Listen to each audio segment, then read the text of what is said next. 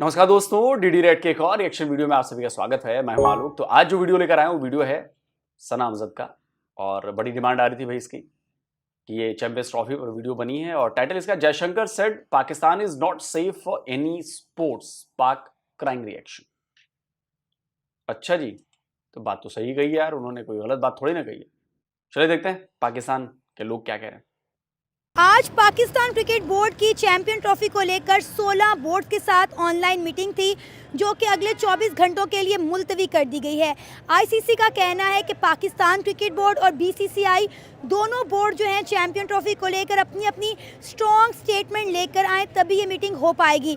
लेकिन अगर हम बात करें इंडिया की, तो इंडिया का यही कहना है कि इंडिया पाकिस्तान आकर चैंपियन ट्रॉफी नहीं खेलेगा, क्योंकि उन्हें सिक्योरिटी कंसर्न है। अब इंडिया के जो फॉरेन मिनिस्टर हैं डॉक्टर जयशंकर, उन्होंने भी एक बहुत बड़ी स्टेटमेंट दे दी है चैंपियन ट्रॉफी को लेकर। उन्होंने कहा है कि पाकिस्तान किसी भी खेल के लिए एक महफूज मुल्क नहीं है। आज ये स्टेटमेंट हम दिखाएंगे, सुनाएंगे पाकिस्तान के अवाम को और जानेंगे उनकी राय। तो आइए चलिए हमारे साथ। 2025 चल रहा है और यहाँ पे अभी तक जो है हम मुसलसल स्टेप बैक कर रहे हैं पॉलिटिकल 2025 चल रहा है, 2024 चल रहा है जी। भी, इकोनॉमिकली भी और हर लिहाज से जो है अब जो पाकिस्तान को चलाने वाले लोग हैं उनको कुछ सीरियसली संजीदा होकर सोचना पड़ेगा कि दुनिया जो है वो मार्स पर जाने के प्रोग्राम कर रही है। इतनी एडवांस क्वांटम फिज़िक्स के अंदर दुनिया जो है वो बड़ी आगे चली गई है और हमारे हालात ये हैं।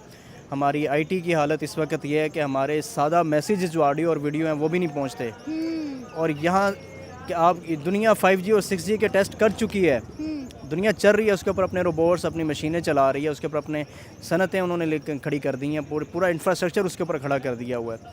तो हमारे यहाँ अभी तक 2G मुसलसल नहीं चल रहा, तो कंटिन्यूटी इनको लानी पड़ेगी संजीदगी के साथ ये जो मामला। लेकिन आपके मौजूदा प्राइम मिनिस्टर जो हैं शहबाज शरीफ, उनका तो दावा था कि अगले 3 साल में हम कुछ पता नहीं कितने बिलियन डॉलर्स जो हैं उसका आईटी एक्सपोर्ट करेंगे और हम भारत को भी पीछे पछाड़ देंगे और ये करेंगे और वो करेंगे और ऐसा करेंगे और वैसा करेंगे। स्क्रीनशॉट लगा रहा हूं भैया, पढ़िए। आपके पीएम ने यह दावा किया था कि आईटी एक्सपोर्ट्स में वो बहुत जल्द भारत को पीछे छोड़ देंगे और अगले 3 साल में तो वो बिल्कुल बवाल ही कर देंगे पूरी दुनिया में। हो पाएगा इतने का एक्सपोर्ट? 3 बिलियन डॉलर का एक्सपोर्ट है अभी तक आपका, और भारत का तो मैं बताऊंगा नहीं। भारत का सुन लेंगे ना तो आपको शर्म आएगी। पाकिस्तान की पूरी जीडीपी के करीब करीब बराबर हो गया मामला। खैर, मामलात हैं। अब इनको कहीं ना कहीं अगर आप मुहिब्बे वतन हैं, सही मानों में देखें, मुहिब्बे वतन तो वही है जो वतन को ऊपर लेके जाएगा। आप मुसलसल स्टेप बैक करते जा रहे हैं, स्टेप बैक करते जा रहे हैं हर चीज़ के अंदर। और फिर ये है कि अब आप ये इल्ज़ाम लगाएं इस चीज़ का कि जी ये इंतशार है। देखें 24-25 करोड़ आवाम इंतशार नहीं कर सकती, ना ये इंतशार होता है। तो अगर कोई चीज़ें ऐसी हैं, इनका बहाना बनाकर आप पीछे नहीं जाएंगे। ये नहीं है कि पहले से बड़ा चोर आप दोबारा लेकर आ जाएं, पहले से बड़ा जो है वो धोखेबाज और बेईमान बंदा तो आप आगे लेकर आ जाएं, सिर्फ इस वजह से कि आप अपने आप को बचाना चाह रहे हैं, अपनी करप्शन बचाना चाह रहे हैं, अपने झूठ छुपाना चाह रहे हैं और अपनी जो अयाशी हैं उनको आप लेकर चलना चाह रहे हैं। तो ये कंटिन्यूटी लानी पड़ेगी। ये सिर्फ हम अगर ये देखें, आपने स्पोर्ट्स की बात की है, हम एक पॉइंट के ऊपर नहीं रोज़ सकते। क्या हम रोज़ाना कभी महंगाई पे रो रहे हैं, कभी चावलों पे रो रहे हैं, कभी आटे पे रो रहे हैं, कभी ये खेल के मैदान में रो रहे हैं, हम कभी पढ़ाई के ऊपर रो रहे हैं।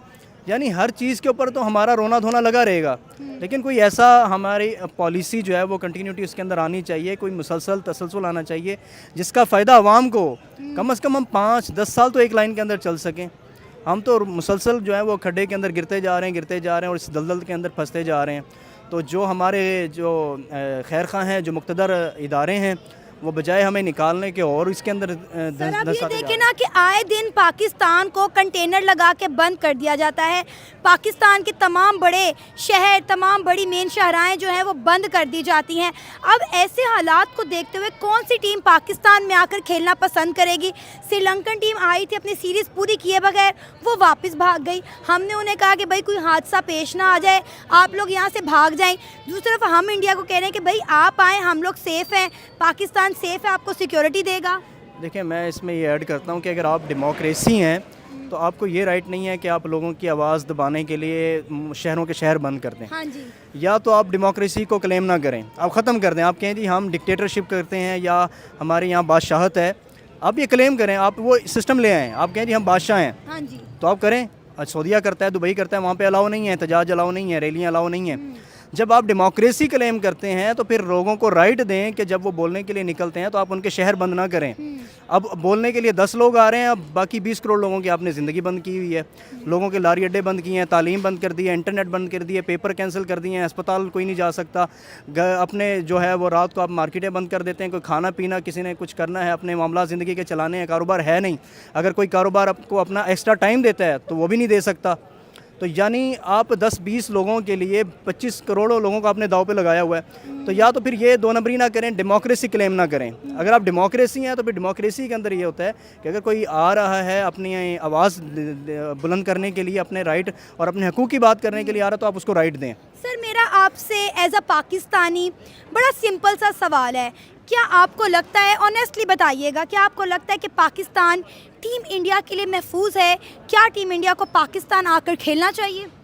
देखें, ये तो पाकिस्तान में कुछ भी कहना कबल अज़ वक्त होता है, 100% श्योरिटी कहीं पे भी नहीं होती। हमारे जो रवैये हैं उनकी वजह से लोग एक तासुर लेते हैं और ये पूरी दुनिया में तासुर बनता है। बड़ी मुश्किल से हमने जो है एक तासुर बनाया था, इंटरनेशनल टीमें यहाँ पे आना शुरू हुई थी और एक माहौल बन रहा था। लेकिन फिर कहीं ना कहीं हमारे जो ज़ाती मफादात की वजह से हम जो है मुल्क को दाव पे लगा देते हैं। अभी हालिया जब ये जो श्रीलंका की टीम वापस चली गई है यहाँ से, जो घर आके बैठी हुई थी और यहाँ से वो वापस चली गई है, तो ये हमारे यही रवैये हैं जिनकी वजह से लोगों के अंदर तासुर जाता है और ये तासुर बड़ी देर में बनता है। इसको डेवलप करने में 25-30 साल लगते हैं। जब वो फिर एक हम माहौल बना के ऊपर आते हैं, फिर कोई ना कोई ऐसा मामला बन जाता है कि हमें फिर आप 20-25 साल पीछे धकेल देते हैं। तो यही तो बात है कि जो हमें रूल करते हैं, जो मुक़्तदर लोग हैं, उनको यही संजीदगी लानी पड़ेगी कि कम से कम आवाम को 5-10 साल ऐसे दे दें जिसके अंदर हम कंटिन्यू एक लाइन में चल सकें। सर अब ये देखें ना कि हमारी आवाम और हमारे जवाब नहीं दिया लेकिन इनडायरेक्टली दे दिया कि हमने ऐसा माहौल बना दिया है कि आना ठीक नहीं होगा। जहां तक मुझे समझ में आ रही है बात, डायरेक्टली तो जवाब, सवाल तो सना का बिल्कुल सही था, एकदम डायरेक्टली था, लेकिन जवाब डायरेक्टली नहीं आया। और हमारे इदारे आमने सामने हो चुके हैं। कितने लोग जो है पिछले दिनों मारे गए, हमारे आर्मी के, रेंजर्स, हमारी आम आवाम। लेकिन कुछ लोग जो है इस चीज़ को एडमिट ही नहीं कर पा रहे। कुछ लोग कह रहे हैं कि सब झूठी खबरें हैं, लेकिन जाहिर है आवाम इतनी बेवकूफ़ नहीं है। हम 21वीं सदी में रह रहे हैं, आवाम को पता है कि सच क्या है और झूठ क्या। फिर उसके बाद हम क्लेम कर रहे हैं कि हमने चैम्पियन ट्रॉफी पाकिस्तान में होस्ट करवानी है, हमने 16 बोर्ड्स को पाकिस्तान में इन्वाइट करना है। देखें, आजकल कैमरे का दौर है, आप बातें ज़्यादा देर छुपा नहीं सकते। सोशल मीडिया है, दुनिया के किसी भी कंट्री के अंदर आप बात नहीं छुपा सकते। चाहे वहाँ पे ये हो सकता है कि आप हुकूमती सतह पे ओपन बात नहीं कर सकते या मीडिया पे नहीं आ सकते, लेकिन बातें पहुँचती हैं, हर किसी तक पहुँचती हैं, क्योंकि सोशल मीडिया है। हर बंदे के जेब में मोबाइल है, मोबाइल के अंदर कैमरे हैं और HD और फुल HD और 4K कैमराज हैं। CCTV कैमराज हर बिल्डिंग से बाहर लगे हुए हैं, हर रोड के ऊपर हर चीज़ मौजूद है। आप बहुत बड़ा डाटा कितना भी डिलीट करवाना चाहें, छुपा लें, कर सकते हैं, लेकिन आप बिल्कुल ख़त्म नहीं करवा सकते। बातें पहुँचती हैं, हर चीज़ सामने आ जाती है। तो आप जितना भी छुपाने की कोशिश करते हैं, आवाम को पता होता है कि क्या हो रहा है, ग्राउंड पे क्या चल रहा है और किस तरह से चल रहा है। तो आपका सवाल क्या था? मैं सॉरी, सवाल मेरे से मिस हो गया। कोई बात नहीं, आगे कंटिन्यू करते हैं। सर आप बताएं, ये जो हमारे मुल्क में हो रहा है, जिसकी वजह से हमारे मुल्क में इन्वेस्टमेंट नहीं आ रही। अब तो क्रिकेट टीम ने भी पाकिस्तान में आकर खेलने से इनकार कर दिया। पहले इंडिया था, इंडिया ये कहता था कि भाई हमने पाकिस्तान जाके चैम्पियन ट्रॉफी नहीं खेलनी। अब कई ममालिक और हैं जो ये बात कह रहे हैं कि पाकिस्तान सेफ़ नहीं है। इंडिया के फॉरेन मिनिस्टर डॉक्टर जयशंकर, जो पिछले दिनों इस्लामाबाद आए हुए थे SCO की मीटिंग के लिए, उन्होंने बोल दिया कि पाकिस्तान किसी भी सपोर्ट के लिए जो है वो सेफ़ नहीं है। क्या कहना चाहेंगे? मौजूदा हालात ने सपोर्ट के लिए, स्पोर्ट्स के लिए सपोर्ट करना मतलब मदद करना, समर्थन देना। स्पोर्ट्स मतलब गेम, सपोर्ट के लिए नहीं, स्पोर्ट्स के लिए। स्पोर्ट्स हालात ने हमारे मुल्क को कहां से कहां पहुंचा दिया है। जी, मैं तो ये कहना चाहूँगा कि जो मौजूदा हालात हैं, यानी कि जो सियासी कशमकश चल रही है, इसका क्रिकेट के साथ ऐसा कोई ताल्लुक़ नहीं है। अगर पाकिस्तान के अंदरूनी हालात ख़राब हैं तो ये आपस में हमारी कुछ मामलात बिगड़े हुए हैं। तो फिर सर श्रीलंकन टीम क्यों वापस चलेगी अगर क्रिकेट के साथ कोई लेना देना नहीं है? हमें डर था, हमें खौफ था कि श्रीलंकन टीम के साथ कुछ हो ना जाए, इसीलिए हमने उन्हें वापस भेजा ना। उसकी ये रीज़न नहीं है कि वो क्यों चलेगी है। हाँ। उसका रीज़न पूरी वर्ल्ड बड़े अच्छे तरीके से जानती है कि उन दिनों इस्लामाबाद में कशीदगी थी तो उनके जो मैचेस थे वो भी रावलपिंडी में थे। बिल्कुल ऐसे तो ही है। ये तासुर देना कि उनको कुछ हो ना जाए, आप भाग जाएं या चले जाएं, ऐसा कुछ नहीं था। अब वहाँ वो हालात ही नॉर्मल नहीं थे और पीसीबी ने ये उनको श्रीलंकन बोर्ड को भी यकीन दहानी कराई है कि ये दो जो मैचेस रह गए हैं उनको हम रीशेड्यूल करेंगे और दोबारा हम सीरीज़ को ना मुकम्मल करेंगे। ऐसा चीज़ का मैं भाई की बात को इंडोर्स करूंगा कि क्रिकेट का पॉलिटिक्स के साथ ऐसा कुछ फॉर एग्जांपल इंडियन टीम आ जाती सर जी आप लोग ना बिल्कुल अकल से पैदल हो। अब एक सिंपल मैं आपको एग्जांपल देता हूं। आपके घर में लाठियां चल रही हैं, तलवारें चल रही हैं, गोलियां चल रही हैं और आप मुझसे कहो अरे भाई साहब कुछ नहीं हो रहा, नॉर्मल सब, आइए ना, इसका क्रिकेट से कोई संबंध नहीं है, आप हमारे यहां क्रिकेट खेलने आइए। आप इमेजिन कर सकते हैं कि आप कितनी मूर्खतापूर्ण बातें कर रहे हैं, कितनी जाहिल पने वाली बातें कर रहे हैं आप। क्रिकेट से कोई ताल्लुक नहीं है इनका। गोलियां चल रही हैं, लोग मर रहे हैं, कोई ताल्लुक नहीं है। तरस आता है आपकी समझ पर। आ जाती है और एक बार फिर से पाकिस्तान का माहौल नासाजगार हो जाता है, तो क्या हम चैंपियन ट्रॉफी पोस्टपोन करवा देंगे? ऐसा नहीं होगा। आप देखें इस्लामाबाद कैपिटल है जहाँ पूरे चारों सूबों से और बाकी जो एफिलिएटेड स्टेट्स हैं वहाँ से लोग आए हैं। लाहौर एक ऐसा स्टेशन है कि जहाँ सिर्फ लाहौर की आवाम ही आ सकती है, इसके बाहर वाली आवाम इधर इंटर हो ही नहीं सकती। लेकिन अगर सर, बंद उस कर दी जाए। आग की शुआएं कुछ हमें पंजाब में भी दहकती हुई नजर आई हैं। कुछ पंजाब आप अकल का लेवल देख रहे हैं? आप अकल का लेवल देख रहे हैं? पाकिस्तानियों की अकल कितनी है? लाहौर एक ऐसा स्टेशन है जहां पर लोग नहीं, अबे क्रिकेट का मैच होगा ना तो लोग कहां कहां से आएंगे आपको अंदाजा है? लोग भारत से उठ के ऑस्ट्रेलिया चले जाते हैं, साउथ अफ्रीका चले जाते हैं, दुबई चले जाते हैं, और आप कह रहे हैं कि पाकिस्तान के लोग पाकिस्तान में, लाहौर में नहीं आएंगे बाहर के लोग। क्यों अपनी इतनी बेइज्जती करवाते हो यार पाकिस्तानियों यार? आप खुद इस लॉजिक को सोचो। आपने क्या बोला है कि इस्लामाबाद चूंकि कैपिटल है तो वहां पे तो हर जगह से लोग आ जाएंगे, हैं मौजूद है। लाहौर में नहीं होगा जी, लाहौर में सिर्फ लाहौरी मैच देखेंगे। लाहौरी चूरन खा के आए हैं आप भी। लाहौर में मैच होगा तो सिर्फ लाहौर के लोग मैच देखेंगे, केपीके से नहीं आएंगे, बलूचिस्तान से नहीं आएंगे, सिंध से नहीं आएंगे, पंजाब के दूसरे हिस्सों से नहीं आएंगे। कैसे बात करते हो यार बेअक्लों वाली। आपके इलाके ऐसे थे जिन्हें कंटेनर लगा के ब्लॉक किया गया, जहां पे हमारी बहुत सारी यूथ निकली जिन्होंने टायरों को आग लगाई, एहतजाज किया। विजुअल हम सबने देखे हैं कहीं ना कहीं। नहीं, ऐसा मुमकिन नहीं है कि इंडिया आए और इसी तरह का एहतजाज हो, क्योंकि ये जो एहतजाज था ये कोई पीटीआई पाकिस्तान के ख़िलाफ़ नहीं निकली।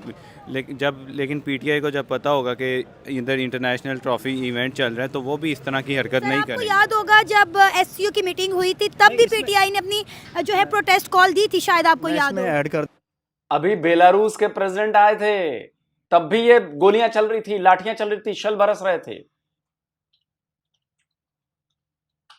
अबे पैदा ही ऐसे हुए हो या बड़े होकर ऐसे बने हो जाहिल? ऐड कर देता हूँ। बेलारूस के सदर पाकिस्तान में थे, इस वक्त इस्लामाबाद के अंदर थे, उसी दिन ही आए थे। तो ऐसा नहीं है कि कोई जो है वो तंजीम या जमात जो इस बात का लिहाज। चलिए देखो, ये भाई साहब जो है ना, ये कितनी सुलझी हुई बातें कर रहे हैं। ये फैक्चुअल बात कर रहे हैं, ये लॉजिकल बात कर रहे हैं। ठीक है, पाकिस्तान को थोड़ा बहुत डिफेंड करना है तो इनडायरेक्टली भी बातें कर रहे हैं, लेकिन गलत बात नहीं की अभी तक इन्होंने। अभी तक की बातचीत में इन्होंने कोई गलत लॉजिक नहीं दिया है, गलत बात नहीं की है, ना समझो टाइप बात नहीं की, समझदार बंदे टाइप बात कर रही हैं और फैक्चुअली बात कर रहे हैं। इस बात का लिहाज करें कि इस वक्त कौन सा मेहमान हमारे मुल्क में मौजूद है। मैंने बिल्कुल। पहले एक बात की है कि अगर आप डेमोक्रेसी क्लेम करते हैं तो फिर लोगों को राइट दें कि वो अपनी बात करें। इसमें और दूसरी ये आप देखें कि इसका ट्रम्प का घर के बाहर एहतजाज होता है, रोज़ होता है, बड़ी तंजीमों का होता है, पूरा न्यूयॉर्क बंद होता है, वाशिंगटन की सड़कें भर जाती हैं। वहाँ पे जो यानी वहाँ पे जो गोरे काले के मसले हैं, लोग एहतजाज करते हैं, वो उनको राइट दिया जाता है, लोग सड़कों पे आते हैं। और अमेरिका से बढ़कर दुनिया के अंदर कोई ऐसा मुल्क नहीं होगा जिसके अंदर सबसे ज़्यादा मेहमान आते हों या कोई स्पोर्ट्स की चीज़ें होती हों। वहाँ पे सबसे ज़्यादा होता है, इकोनॉमी की पोजीशन भी वहाँ सबसे ज़्यादा अच्छी है। लेकिन इसके साथ साथ वो अपने मामलात के साथ साथ लोगों को इस बात का राइट देते हैं कि वो आएँ और अपनी बात करें। तो ऐसा नहीं है कि आप डेमोक्रेसी क्लेम करते हैं और आप कहें जी मेहमान आया हुआ तो इस वक्त आप एहतजाज ना करें। जब मेहमान मौजूद हैं तो इसमें कौन सी बात है? चले मैं इसको एक काउंटर करता हूँ। देखें बेलारूस का सदर प्रेसिडेंट जो था वो आया हुआ था, नो डाउट, लेकिन बेलारूस के साथ हमारे इमोशंस जो है ना, हमारे जो कंस्ट्रक्ट्स हैं पाकिस्तानी अवाम के, वो कुछ और हैं। वो पहली दफ़ा आए हैं और उनके साथ हमारे वो रिलेशंस भी नहीं हैं, और इंडिया के साथ हमारे इमोशंस अलग हैं। उसकी वजह यह है कि हम पहले एक ही थे, ये सबको पता है। अब पाकिस्तानी अवाम जो आम अवाम है और उधर की इंडियन जो आम अवाम है, वो भी ये चाहती है कि दोनों ममालिक के जो रिलेशंस हैं वो अच्छे होने चाहिए, और इसके लिए क्रिकेट एक बहुत अच्छा ऑप्शन है। I think so 2 or 3 decades and in 1980s में क्रिकेट डिप्लोमेसी भी चलती रही है। कैसी बातें कर रहे हैं भाई साहब। मैं इसका एक लॉजिकल जवाब देता हूं, मैं आपको काउंटर करता हूं। अभी 5 साल से ये सब बंद हुआ है ना, या 10 साल मिला लीजिए। पिछले 70 सालों में या 65 सालों में हमने तो क्रिकेट खेली है ना। हमारी टीम आपके यहाँ गई है, आपकी टीम हमारे यहाँ आई है। क्या हमारे रिलेशन अच्छे हुए? हमने इतने टाइम में हमने 4-4 लड़ाइयां लड़ी हैं जो आपने हम पर अटैक किए हैं। मुंबई का हमला आप लोगों ने करवाया हमारे ऊपर। उरी, पठानकोट, पुलवामा, कितने गिनाऊं? करगिल कितने गिनाऊं? और आप कहते हैं कि रिलेशन ठीक हो जाएंगे। क्यों नहीं ठीक हुए रिलेशन? 65 इयर्स में रिलेशन ठीक क्यों नहीं है? जब क्रिकेट डिप्लोमेसी भी चली और क्रिकेट की टीम आई भी और गई भी, अमन की आशा भी हुई, क्यों नहीं ठीक हुआ? एक चैंपियंस ट्रॉफी कराने से ठीक हो जाएगा? जाहिल आप हैं, भारत की आवाम नहीं। समझे? और भारत की आवाम आपसे कोई रिश्ता नहीं रखना चाहती। भारत की आवाम पाकिस्तान के साथ कोई रिलेशन नहीं रखना चाहती। और मैं कहूंगा, जो लोग भी मुझे भारत से देख रहे हैं, कमेंट में आप ये बात लिखिए कि ये कमेंट अगर इन लोगों तक पहुंचे, कमेंट पढ़ें तो भारत के लोगों के विचार समझ जाएं। ये कोई स्क्रिप्टेड बात नहीं कर रहा हूं मैं भाई। लोगों कमेंट लिखो इतने कि उससे पता चले कि भारत का मूड क्या है पाकिस्तान के लिए। हमें पाकिस्तान से कोई रिलेशन नहीं रखना है। रखना है रिलेशन या नहीं रखना है? नहीं रखना है रिलेशन। कमेंट करके इनको बताइए। मेरे वीडियो पर कमेंट करिए। जब ये लोग कमेंट पढ़ेंगे तो इनको समझ में आएगा कि भारत की जनता चाहती क्या है, भारत के लोगों का मूड क्या है पाकिस्तान को लेकर, रिलेशन रखने को लेकर रही है। ठीक है, अभी जयशंकर का भी आप जिक्र कर रही थी। जयशंकर आया, इस्लामाबाद में रहा है।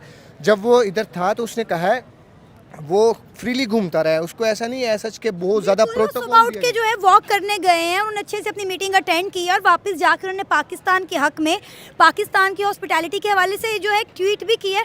और इंडिया की तरफ से ये बड़ा पॉजिटिव जेस्चर था। बिल्कुल इसी तरह अगर क्रिकेट टीम यहाँ आती है हाँ। तो वो इमोशंस इस तरह नहीं होंगे कि उधर बेलारूस का आया हुआ था तो यहाँ इंडियन टीम आई होगी तो हमारे वही इमोशंस जो है इमोशनलेस हो जाएंगे हम। ऐसा नहीं है। इसके लिए इंडिया की टीम के लिए हमारे इमोशंस अलग हैं। वो आएगी तो we will give them respect.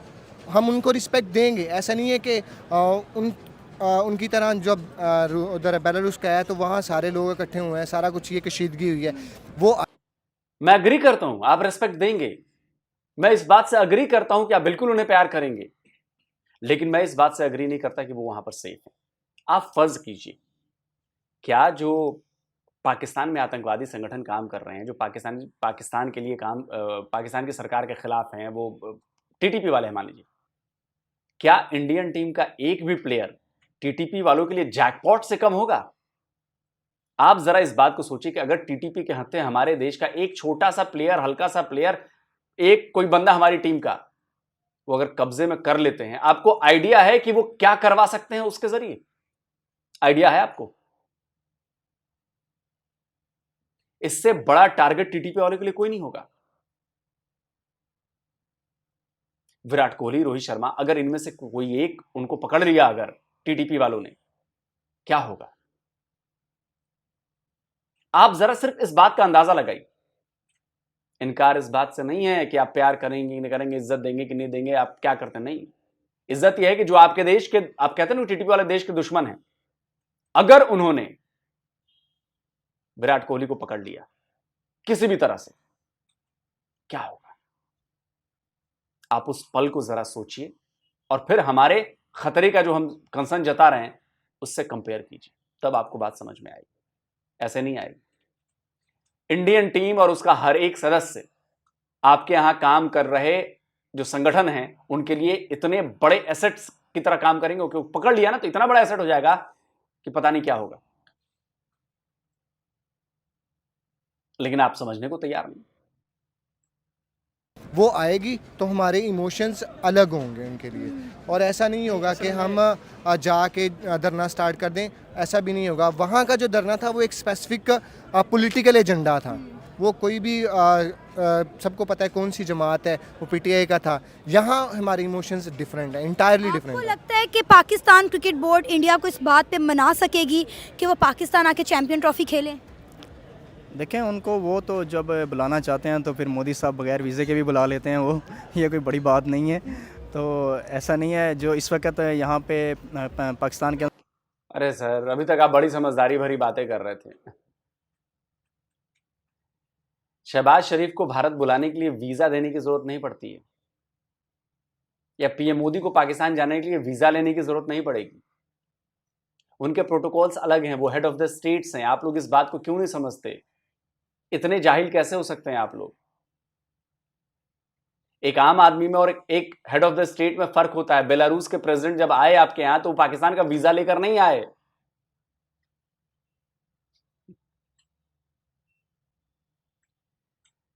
या परवेज मुशर्रफ जब आया था हमारे यहां तो वीजा लेकर नहीं आया था।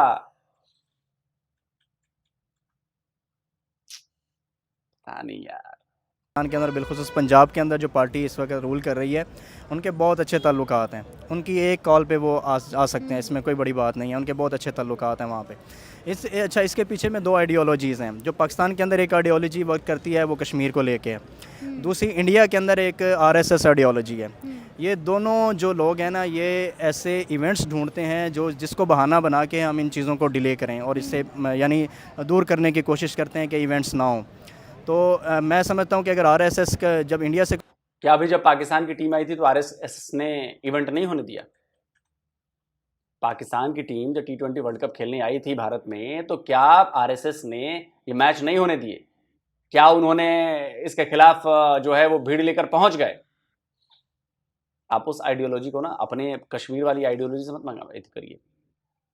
कश्मीर की आइडियोलॉजी क्या है मैं आपको सुनाता हूं। सैयद सलाउद्दीन की लगाओ जी, एडिटर साहब लगाओ। सैयद सलाउद्दीन कहता है कि भारत की बर्बादी तक जंग रहेगी, जंग रहेगी। सुनो, यह है कश्मीर के प्रति आपकी आइडियोलॉजी, सुनिए। आलमी सतह पर कश्मीर की कुर्बानियों को सबताज होने की साजिशें हो रही है। भारत की बर्बादी तक हमारा जिहाद फी सबीलिल्लाह हर कीमत पर जारी रहेगा। सुन लिया आपने? आप मुझे एक आरएसएस के किसी बंदे क्या ऐसा स्टेटमेंट सुना दीजिए जिसमें वो कह रहा है कि पाकिस्तान की बर्बादी करनी है। उसे एक स्टेटमेंट सुनवा दीजिए कि हमें पाकिस्तान को बर्बाद करना है, पाकिस्तान के खिलाफ जंग रहेगी, जंग रहेगी। एक स्टेटमेंट। अपनी बातों में आप लोग फंस जाते हैं। आप ऐसी चीज को कंपेयर कर देंगे जो अब हाफिज सईद का सुनाने बैठूंगा तो कम्युनिटी गाइडलाइंस आ जाएंगे, जो भारत के बारे में कहता है, वो हिंदुओं के बारे में कहता है। वो एक कोई बयान हमारे आरएसएस की तरफ से बता दीजिए जो ऐसी कोई बात आई हो कि हम पाकिस्तान को बर्बाद कर देंगे, पाकिस्तान को तबाह कर देंगे।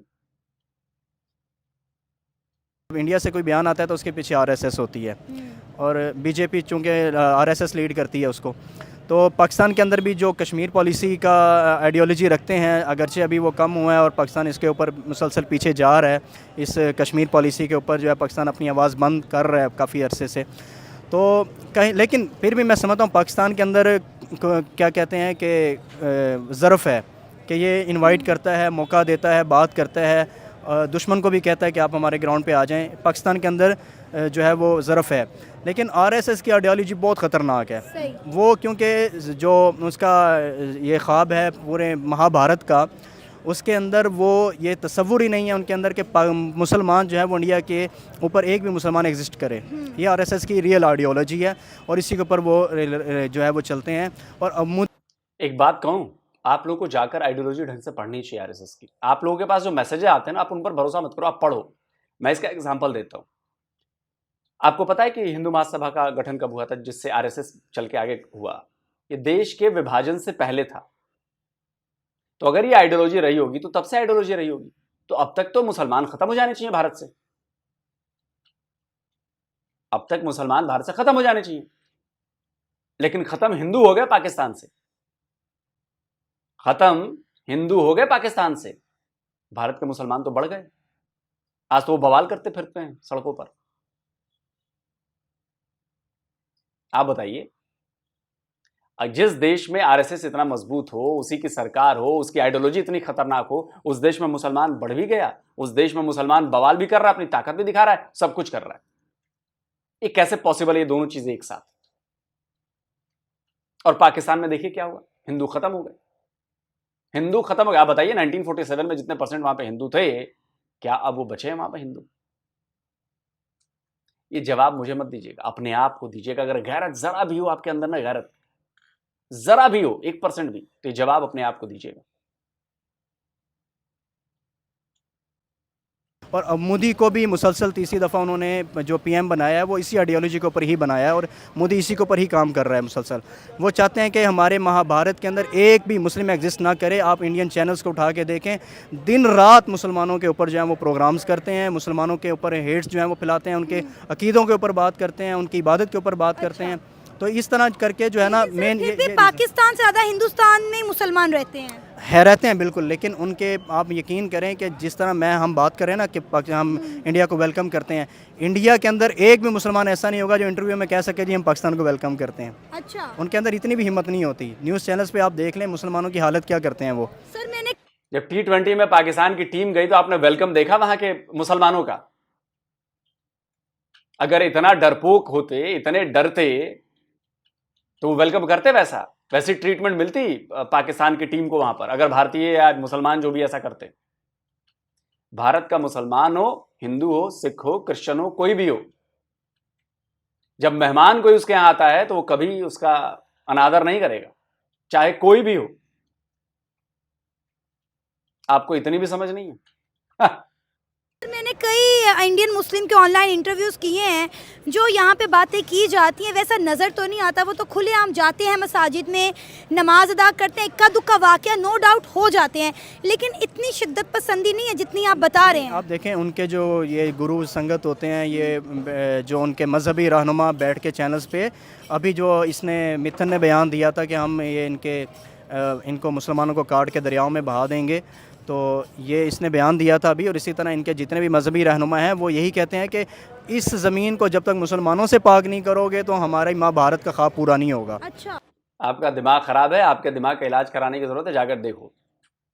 असदुद्दीन ओवैसी का भाई कहता है कि 15 मिनट के लिए पुलिस हटा लो, फिर देखो हम क्या करते हैं, फिर देखो हम क्या करते हैं। इसको भाई साहब क्या कहेंगे आप? सुना है आपने वो बयान? क्या कहेंगे इसको? तो जब आप बोले तो ये आपका हक, जब सामने वाला बोले तो ये उसने गलती कर दी, ये उसकी ज्यादती। वाह, कमाल की बात की। चलिए छोड़िए, वीडियो को खत्म करते हैं यहीं पर।